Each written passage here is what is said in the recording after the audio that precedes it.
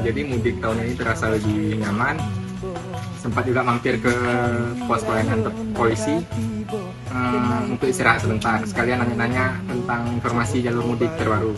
Terima kasih kepada Polres Aceh Barat telah menyediakan tempat istirahat untuk para pemudik.